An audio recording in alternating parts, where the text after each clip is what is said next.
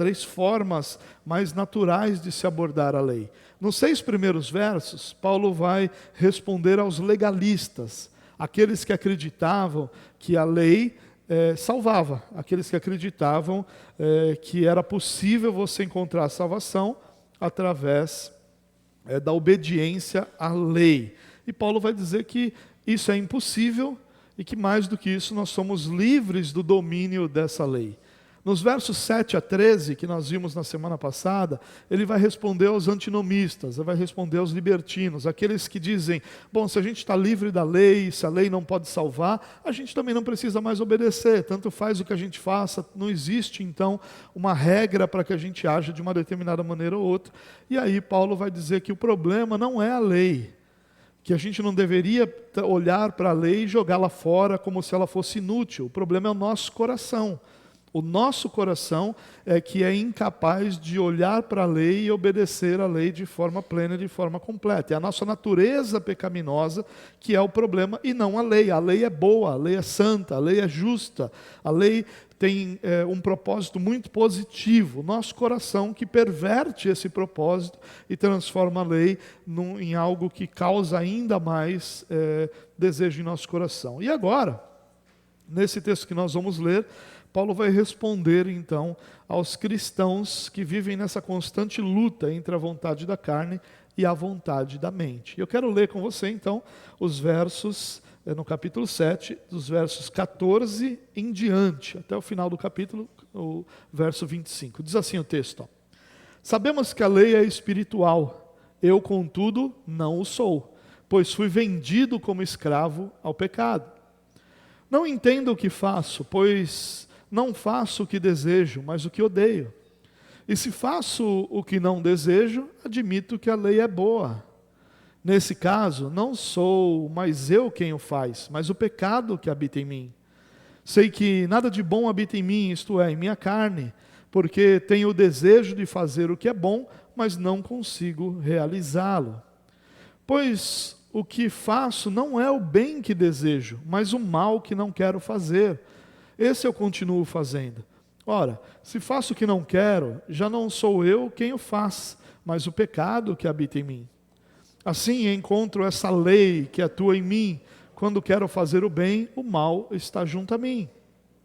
Pois no íntimo do meu ser tenho prazer na lei de Deus, mas vejo outra lei atuando nos membros do meu corpo, guerreando contra a lei da minha mente, tornando-me prisioneiro da lei do pecado que atua em meus membros. Miserável homem que sou, quem me livrará do corpo sujeito a esta morte? Graças a Deus por Jesus Cristo, nosso Senhor, de modo que com a mente eu próprio sou escravo da lei de Deus, mas com a carne da lei do pecado. Bom, eu não quero gastar o nosso tempo aqui com os debates teológicos que existem sobre esse tema, que são bastante interessantes. Se você gosta deles, vale muito a pena você pesquisar sobre eles. Mas alguns teólogos vão dizer que Paulo está falando como se de uma experiência passada, de como era a luta antes da sua regeneração. Outros teólogos vão dizer que Paulo está falando aqui de Israel como nação, e que ele vem falando disso, inclusive quando ele muda para o eu, ele estaria falando sobre Israel. Eu tenho alguma dificuldade de entender o leitor original da carta enxergando dessas formas. Como é que o leitor original da carta leria aquilo, ou ouviria essa carta sendo lida e diria, ele está falando sobre Israel. Eu entendo ali que Paulo está falando para os cristãos, se incluindo nesse grupo de cristãos, por isso ele está usando o eu ali, fazendo parte disso, ele não está apenas apresentando um ensino para a igreja, mas se incluindo, e de uma realidade que é presente. Paulo não está falando aqui, e a gente vai deixar isso muito claro ao longo da mensagem, que ele é um não regenerado, ou que ele é somente pecador. Não, ele está nos dando um ponto de apoio aqui sobre qual é essa luta, essa batalha que existe em nosso coração. Um detalhe que a gente pode perceber aqui, que é bastante interessante, é que Paulo vinha usando o tempo verbal passado, mas nesse último trecho, ele usa o tempo presente. O que parece, né, mostrar que ele fala de uma realidade que ele está lidando, que todo crente lida, e não apenas sobre sua experiência passada. Porém, eu entendo que, como muitos outros trechos das Escrituras, esse trecho vai abranger todas essas realidades. Se ele estivesse falando de um momento aqui onde ele ainda não era cristão e ele era vendido como escravo ao pecado, isso vai se encaixar. Se eu quiser olhar para Israel como o eu dessa carta aqui, ou desse trecho, na verdade, eu também vou conseguir encaixar. Mas eu acredito que Paulo está falando sobre si mesmo. E ao falar sobre si mesmo, ele está falando sobre o cristão, sobre cada cristão, sobre essa luta interior que todos nós vivemos. Por quê? Porque a linguagem de Paulo aqui é a linguagem de um homem convertido. Pois só alguém que já foi regenerado pode reconhecer sua condição de pecador. Só um cristão lamenta por sua incapacidade de obedecer. Nenhum não cristão vai dizer, miserável homem que sou. Nenhum não cristão vai dizer isso. Essa miserabilidade humana só é perceptível a partir do momento em que nós enxergamos o reino de Deus, em que nós temos outra perspectiva. Olhando do reino de Deus para a realidade anterior, eu consigo perceber essa realidade. Paulo, então, aqui está tratando do dilema de todo cristão. A luta da carne contra o espírito, da vontade da mente contra a vontade da carne, a guerra interior entre os seus desejos pecaminosos e seu amor por Jesus, a luta daquele que sabe que nada de bom habita em sua carne, mas que por outro lado tem prazer na lei de Deus. Vamos dar uma olhadinha nesse texto com um pouquinho mais de atenção, e hoje eu gostaria de trazer as aplicações de uma forma diferente. Normalmente eu deixo elas para o final, né? Mas nesse momento eu queria, a partir do momento que a gente olha os textos, poder já trazer para você as aplicações. O verso 14. Sabemos que a lei é espiritual, eu contudo não o sou, pois fui vendido como escravo ao pecado. Algumas traduções vão usar, e eu acho que de forma até mais correta, a seguinte expressão: a lei é espiritual e eu sou carnal. Aqui ele está dizendo, a lei é espiritual e eu contudo não o sou. Esse não o sou, algumas traduções usam, eu sou carnal. Paulo está dizendo o seguinte aqui: eu sou feito de carne e sangue, por isso sou moralmente incapaz de vencer todas as tentações. Não porque a carne é má, vamos tomar cuidado com isso, que esse foi um dos grandes problemas que Paulo teve que debater lá, como se tudo que houvesse na carne é má. Mas quando ele fala de sou feito de carne e sangue, ele está falando sobre a natureza pecaminosa, herdada em sua carne. E ele está dizendo, então eu sou moralmente incapaz de vencer todas as tentações. Não quer dizer que ele não vença nenhuma, mas que ele é incapaz de vencer todas. Por quê? Porque a lei é boa, mas ela não é capacitadora. A lei, ela é santa, ela é justa, ela é boa, mas ela não pode nos levar à santificação, ela não tem esse poder de nos santificar. Aliás, essa é uma das muitas diferenças entre o ministério da lei e o ministério do Espírito Santo. Enquanto a lei não nos capacita à obediência, só traz a ordem, o Espírito Santo nos molda, nos capacita para que nós possamos então obedecer. Importante entender aqui que carne e sangue não significam não convertido, mas vão significar um cristão que possui uma natureza pecaminosa e que por vezes é vencido por ela. Preste atenção aqui, a palavra que ele usa, que é traduzida como carnal aqui, é a mesma palavra que ele usa para carnal em 1 Coríntios. Em algum momento em 1 Coríntios, Paulo dá a entender que os cristãos de Corinto não eram convertidos? Não, ao contrário, ele trata como cristãos. E ao tratar como cristãos, Paulo vai fazer o quê? Vai falar sobre disciplina, sobre correção, sobre retorno à comunhão. Paulo vai falar sobre, precisamos consertar isso, porque como cristão você não pode viver dessa forma, precisa ser consertado. Paulo não trata esses homens como não cristãos. Paulo trata como cristãos e chama-os de carnal. E aqui a mesma coisa. Paulo está falando, eu sou carnal, não dizendo que eu não sou convertido, não dizendo que não há Cristo em mim, mas dizendo que na minha natureza pecaminosa há derrota contra o pecado em muitos momentos da minha vida. E qual é a aplicação aqui? A aplicação aqui é que há um conflito interior em todo cristão. não existe cristão que não trave interiormente ou internamente uma luta entre o que o Espírito tem ensinado e dirigido e a vontade da sua carne, entre sua natureza pecaminosa. Lembra que a natureza pecaminosa, ela é sempre e somente inclinada para o mal. Ela é contrária à lei de Deus, ela é inimiga de Deus. Então, essa natureza, que é a nossa natureza, de todos os seres humanos, ela está sempre em conflito com a natureza, a nova natureza, o novo nascimento que nós recebemos, o Espírito vivificado e guiado pelo próprio Espírito de Deus.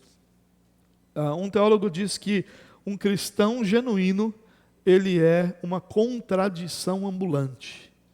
Ele quer agradar a Deus, mas na sua carne, muitas vezes, ele desagrada o Senhor. Então, não esqueça isso, irmão. Há um conflito. E esse conflito não quer dizer que a gente é crente fraco, não quer dizer que a gente não é de Deus, não quer dizer que a gente é carnal o tempo todo. Não, o que quer dizer é que há em nós esse conflito interior.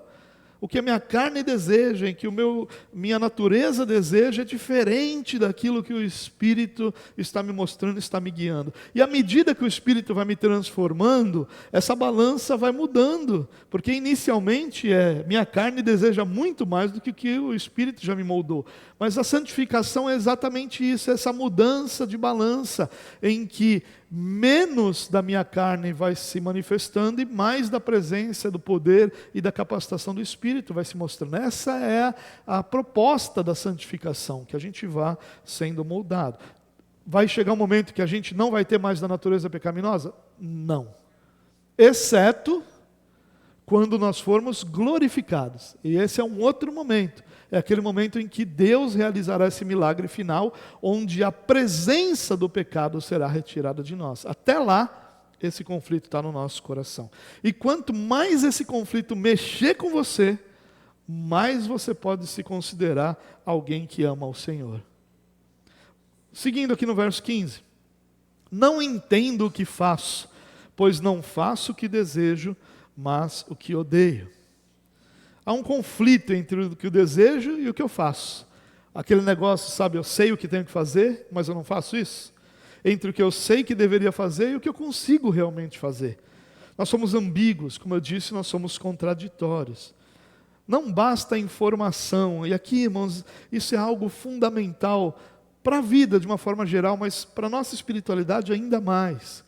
Nós às vezes imaginamos que o saber sozinho, ou simplesmente saber, a informação por si só, ela é suficiente para nos mover. E não é.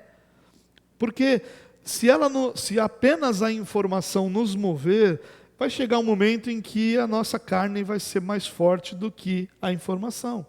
É assim que acontece em muitas áreas da vida, assim que acontece quando nós queremos perder peso, é assim que acontece quando nós queremos estudar alguma coisa nova. Eu sei que eu preciso estudar, mas se eu tenho apenas a informação e não a mente transformada, no meio do caminho eu paro. É por isso que a gente para no meio do caminho. Não é porque a gente é incapaz de fazer, é porque a gente não teve a mente transformada. O que Paulo está dizendo aqui é: eu não faço o que eu sei que eu tenho que fazer, porque eu ainda não fui transformado nisso. Aquilo que eu sei que tenho que fazer, que eu faço, é porque o Espírito já mudou minha vida nisso, já me capacitou nisso. Somente quando nós somos transformados é que a mudança acontece. Saber não é sinônimo de poder. Apenas quando capacitados pelo Espírito a fazer, nós podemos colocar em prática o que sabemos. É isso que Paulo está dizendo. Paulo não está dizendo que tudo que ele faz é o que ele odeia. Claro que Paulo não está sendo exaustivo aqui em momento nenhum. Paulo está dizendo, olha, se em uma coisa eu faço aquilo que é diferente do que eu sei fazer, eu já entendi que aquela batalha está perdida. Eu preciso vencê-la. E para que eu vença essa batalha, eu preciso do Espírito. E aqui só a lembrança de que há um conflito entre o saber e o fazer. Esse conflito em nosso coração, ele é muito claro. E quando você passar por esse conflito, entre o que eu sei e o que eu tenho que fazer. Lembre-se que quando eu não consigo fazer, eu preciso me voltar para o Espírito, para que eu seja capacitado pelo Espírito de Deus a fazer aquilo que é a vontade de Deus. A informação, ela é o ponto de partida, mas não é o alvo. O alvo de uma pregação como essa, por exemplo, não é que você saiba as coisas que eu estou falando, mas é para que essas coisas transformem seu coração. Porque quando o seu coração for transformado, quando o meu coração for transformado pela palavra, aquilo que nós sabemos será também aquilo que nós somos capacitados a fazer. Enquanto nós apenas sabemos, o saber não tem força para que eu possa realizar. O que me dá essa capacitação é a transformação. E nós só somos transformados pelo poder do Espírito Santo. Seguindo o texto, e se faço o que não desejo, admito que a lei é boa. Nesse caso, não sou eu quem o faz, mas o pecado que habita em mim. Primeiro, Paulo não está aqui se excusando é o pecado, não tem nada a ver com isso. Né? Como Adão, foi a mulher que você me deu. Não é isso que Paulo está fazendo aqui. Paulo está apenas reconhecendo, porque o pecado que habita nele não pode ser desassociado dele, a não ser quando a glorificação acontecer.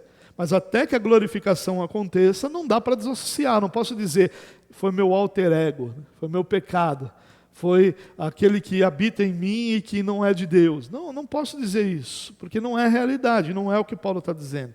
Paulo está dizendo que nós somos livres em Cristo. Mas ao mesmo tempo o pecado ainda está em nós, de modo que fazemos o que não queremos. Existe uma diferença total, e preste atenção nisso, uma diferença total entre o pecado que sobrevive à nossa conversão e o pecado que reina sobre nós. A diferença é brutal, é total. O pecado que sobrevive é o pecado que ainda tem mais força que a nossa capacidade. É aquele que ainda não foi tratado, que ainda não foi trabalhado, que ainda não foi moldado pelo Espírito Santo. Entre o regenerado em conflito com o pecado e o não regenerado complacente com o pecado, tem uma diferença abismal. Ou seja, há um regenerado, o cristão, você, que está em conflito com o pecado no seu coração. Mas há o não regenerado, que para ele está tudo bem, que não tem problema com aquilo. Que o pecado não causa nem nada no seu coração, nenhum tipo de aversão. São duas realidades completamente diferentes. O que Paulo está dizendo, eu percebo que o pecado que habita em mim está fazendo isso, porque isso não é o que eu quero fazer. Uma coisa é o fato do pecado viver em nós. Outra coisa é o fato de nós vivermos em pecado. São duas realidades diferentes. E aqui também há outro conflito. O conflito entre a liberdade em Cristo e o pecado. O conflito entre o fato de que eu sei que o que Deus me ensina é bom, que a lei de Deus é boa. E um detalhe importante aqui, irmãos, para a gente não perder isso de vista. Quando eu estou falando de lei aqui, eu não estou falando da lei de Moisés, tá?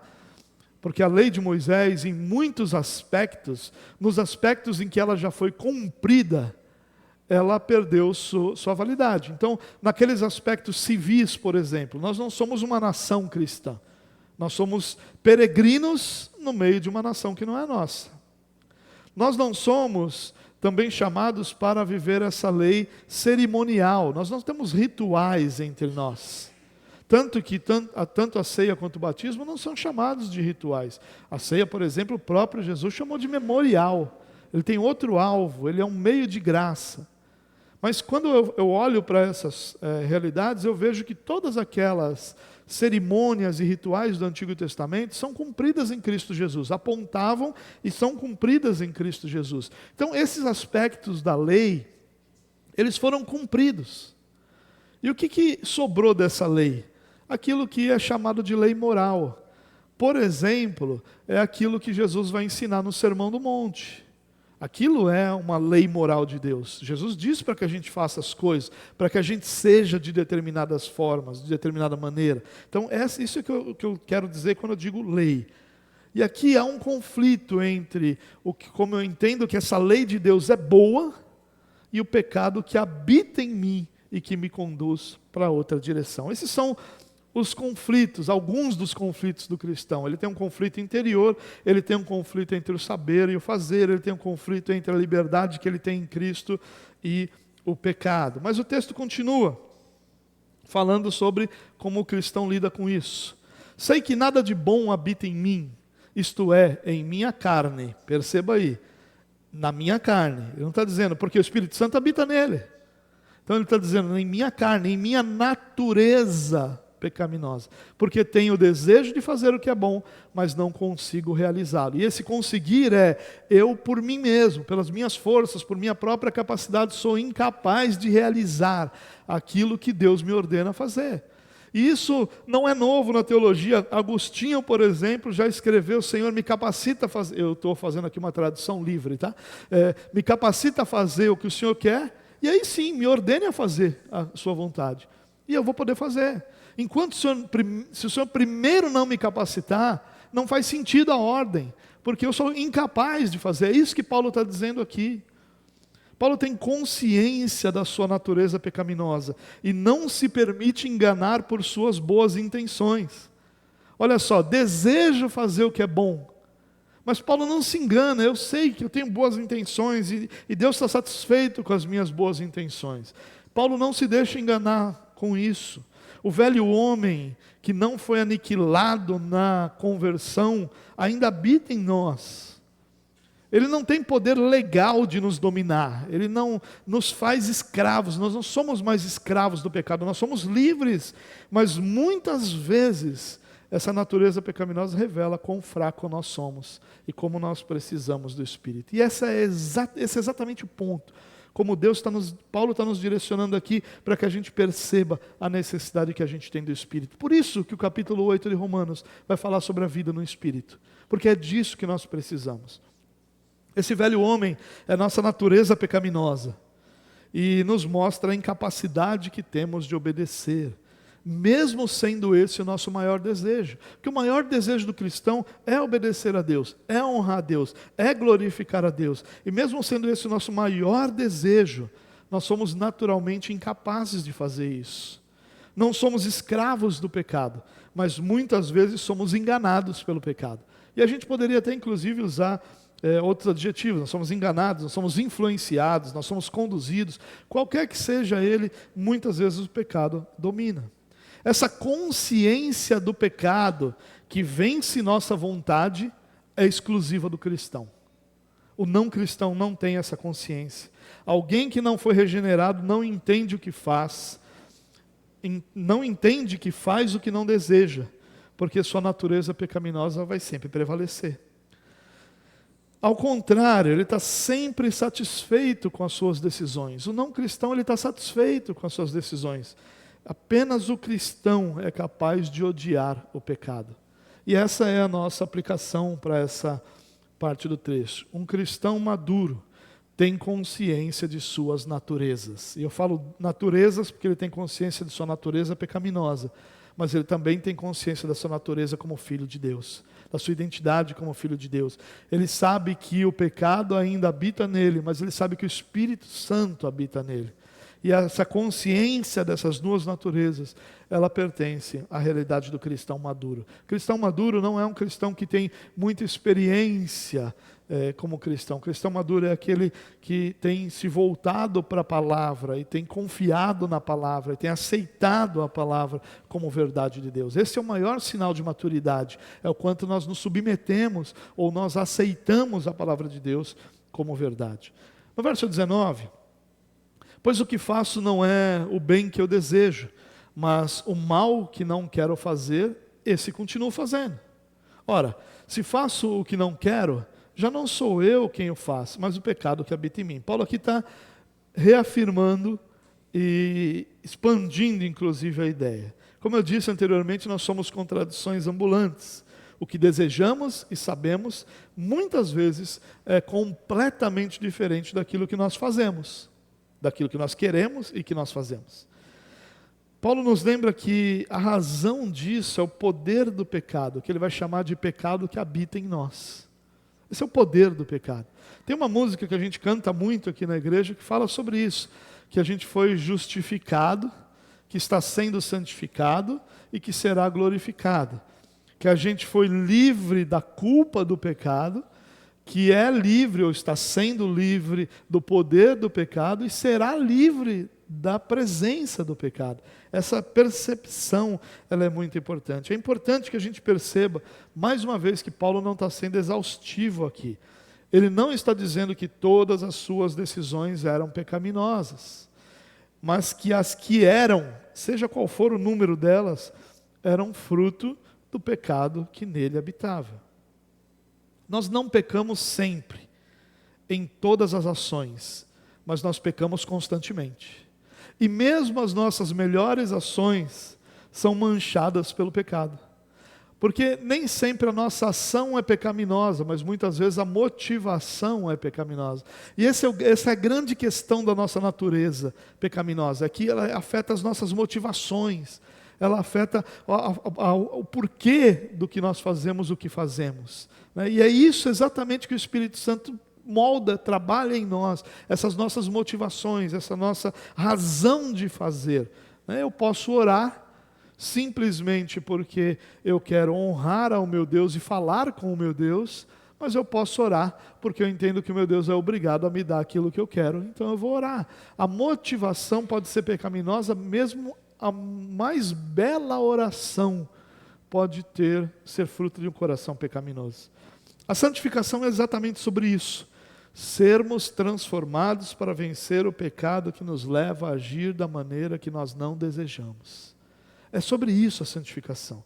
E aqui vale uma lembrança como aplicação que a santificação é um processo contínuo. A santificação começou no dia que o Senhor te regenerou e vai terminar no dia que o Senhor te glorificar. Nesse meio do caminho, todos os dias, o tempo todo, o Espírito Santo de Deus está trabalhando sobre a sua vida. Em alguns momentos, com você mais inclinado, mais aberto, mais disposto, você vai perceber isso. Mas nos momentos que você não está percebendo, Ele está trabalhando da mesma forma. Porque esse é um dos grandes atributos e dos grandes trabalhos, ministérios do Espírito Santo, é moldar, transformar a nossa vida. Os crentes em Cristo são perfeitos quanto à justificação. Nós já fomos justificados. Não há mais nada que precise ser mudado quanto à nossa posição, quanto à nossa identidade. A justificação é algo que já está plenamente realizado.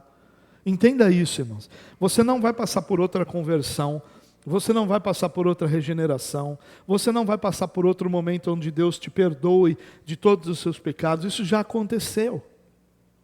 Isso aconteceu quando o Senhor te regenerou e pôde voltar os teus olhos para Cristo, e você então enxergou a Cristo, e enxergou a Cristo de uma forma com fé, e essa fé te conduziu ao arrependimento dos seus pecados, e ali a justificação estava plena e completa sobre a sua vida. Nada falta e nada muda. Porém, com relação à santificação, ela apenas começou na nossa vida. Ainda tem muita coisa para Deus fazer, e Deus está fazendo isso a cada dia, a cada momento, a cada passo, a cada experiência, a cada momento que a gente vive. Há uma ação do Espírito Santo para transformar o nosso coração. Seguindo no texto, o versículo 21 diz: assim encontro esta lei que atua em mim. Quando quero fazer o bem, o mal está junto a mim. Olha na continuação. Pois no íntimo do meu ser tenho prazer na lei de Deus, mas vejo outra lei atuando nos membros do meu corpo, guerreando contra a lei da minha mente, tornando-me prisioneiro da lei do pecado que atua em meus membros. Paulo então conclui aqui essa ideia que ele está nos apresentando, o argumento que ele está nos apresentando, deixando ainda mais claro o seu ensino. Por ter sido regenerado, há em nosso coração um profundo desejo de agradar o nosso Senhor. E eu entendo o que devo fazer. Entendo que a obediência à lei é esse caminho. Entendo que devo agradar ao meu Senhor. Mas pela presença do pecado em minha natureza, eu o desagrado constantemente. O que produz grande aflição em minha alma por me dar a compreensão de que sou prisioneiro dessa natureza. Preste atenção num detalhe aqui, irmãos. Eu já disse algumas vezes que o calvinismo não é só um sistema teológico. Ele é uma mentalidade também. O calvinismo não é apenas uma forma de enxergar as Escrituras como se existissem diversas leituras válidas. Não, ela muda completamente a maneira como nós nos relacionamos com o nosso Deus. Eu sempre uso aqui o exemplo da adoração, né, de por que eu canto, de por que eu adoro. E isso muda com a compreensão de que Deus é aquele que é Senhor sobre todas as coisas. Mas há uma outra maneira, como eu abordo o pecado também, que é completamente diferente. No sistema, qualquer outro sistema teológico, a abordagem do pecado é o seguinte: perdi o que Deus me deu, preciso reconquistar, preciso agradá-lo, preciso fazer alguma coisa. Então, a abordagem do pecado é: o pecado me tirou alguma coisa que eu tinha, mas que é possível reconquistar, e eu vou fazer alguma coisa para reconquistar. Perceba que Deus está completamente fora disso. A única coisa que Deus faz é ser o pai malvado, que tira de sobre você a bênção dele, o amor dele, a graça dele, porque você errou. Agora, a abordagem que Paulo está dizendo aqui é o seguinte: quando eu peco, eu olho para Deus e pergunto: por que que o Senhor não me abandonou? Por que que o Senhor continua me amando? E isso vai produzir em meu coração aflição. Como eu pude ofender a um Pai tão gracioso e bondoso? Isso só acontece no coração daqueles que percebem o que Cristo fez na sua obra por nossa salvação e como ela é obra exclusiva dele. Percebe que são duas abordagens completamente diferentes. Eu posso correr atrás do prejuízo para retomar a salvação que eu tive, mas eu posso dizer: por que, Senhor? Por que o Senhor ainda está aqui? O Senhor tem todos os motivos para ir embora. Tem todos os motivos para me entregar a minha própria sorte. Por que o Senhor ainda está aqui? E isso vai produzir, não um desejo de fazer alguma coisa para reconquistar minha salvação, mas uma aflição em meu coração, que vai ter resultado prático sim, mas o resultado prático é dizer: Senhor, me capacita, porque eu não quero continuar ofendendo a sua santidade. Me ajuda a ser santo, porque eu não quero ter que olhar para o Senhor com esse olhar sabedor do que teu amor está sendo maltratado. É uma abordagem completamente diferente. E essa aqui é a aplicação desses versos. A convicção do pecado nos aproxima de Deus.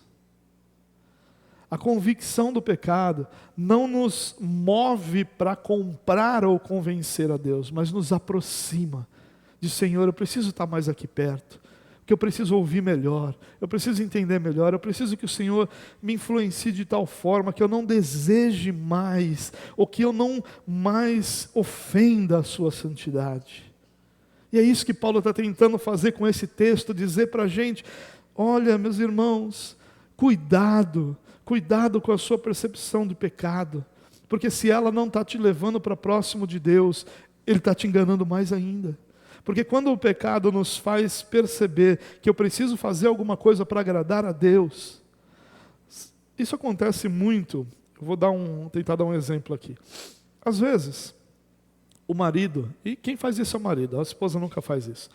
O marido às vezes fala alguma coisa que não devia, faz alguma coisa que não devia, e ele sai para o trabalho.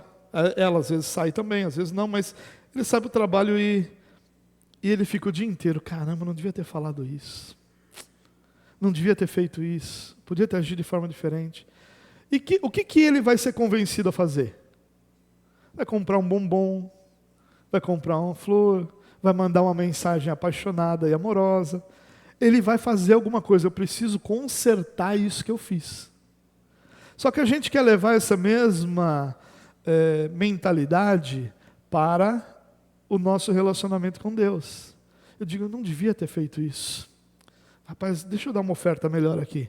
Deixa eu chegar na igreja mais cedo. Deixa eu ficar até mais tarde. Deixa eu ajudar. Hoje eu vou lá porque eu vou ajudar. Porque eu preciso fazer alguma coisa, meu Senhor, para consertar isso que eu fiz. Não é isso que funciona. Não é isso. O que Paulo está dizendo aqui é, se o pecado realmente incomodou você, ele vai produzir aflição no coração. Não desejo de consertar. Porque o consertar, ele não é possível. Não pelo que eu faço. O que ele precisa produzir em nosso coração é arrependimento. Se eu me arrepender daquilo, eu vou me aproximar do meu Senhor e eu vou buscar no meu Senhor a capacitação para que aquilo não faça. Mas se eu ficar agindo para comprá-lo, isso torna essa relação completamente, para usar uma palavra da moda, tóxica, né? Versículo 24. Miserável homem que sou. De novo, o original aqui do grego não tem a exclamação ali, né? Isso é uma forma da gente perceber a ênfase ou mostrar a ênfase que o apóstolo está dando. Miserável homem que sou, quem me livrará do corpo sujeito a esta morte? Percebe o que Paulo está nos fazendo conosco aqui? Dizendo assim, olha o que o pecado tem que produzir em você.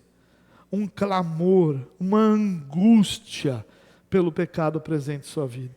Que vai te levar a um clamor quase desesperado. Ele não é desesperado porque Paulo já tem Cristo aqui. Mas ele é um clamor que beira o desespero. Uma realidade que não pode ser desfeita por sua própria força e capacidade. Que não pode ser vencida com a mente, nem desfeita com as melhores intenções. Vai produzir essa aflição. Aqui não é o desabafo de uma alma perdida.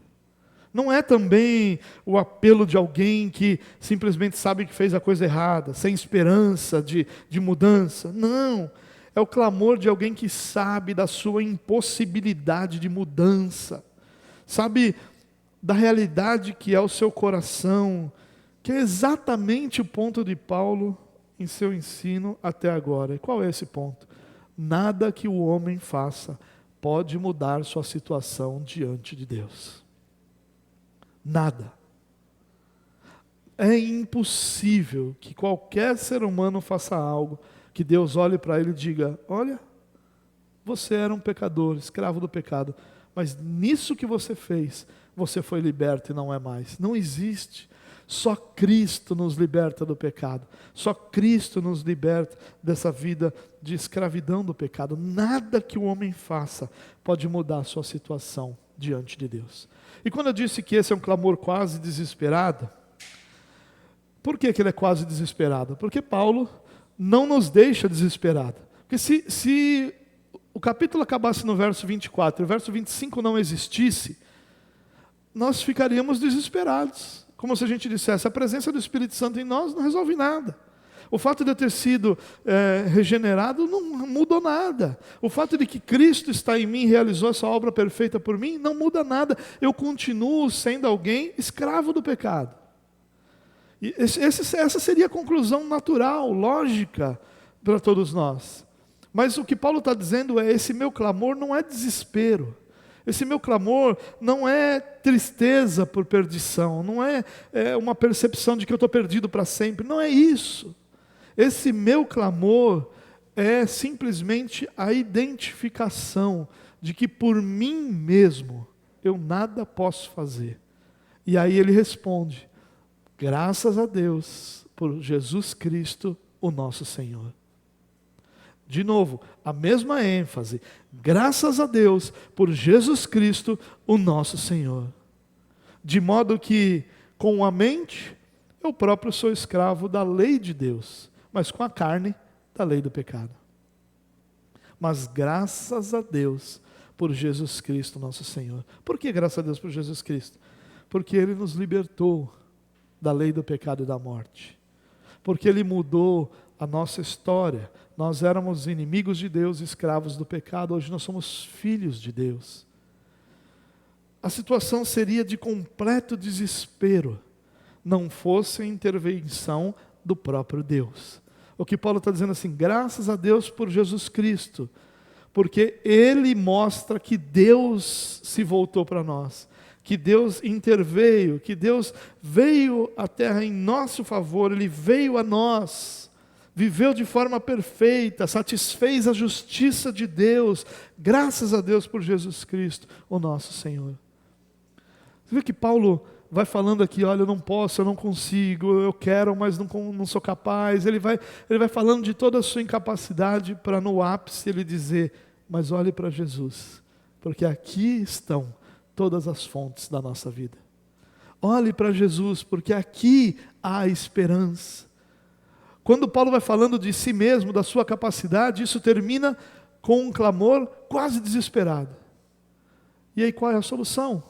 Paulo diz, graças a Deus, Deus interveio, Deus se voltou para nós, Deus buscou, resgatou o seu povo, graças a Deus por Jesus Cristo, o nosso Senhor.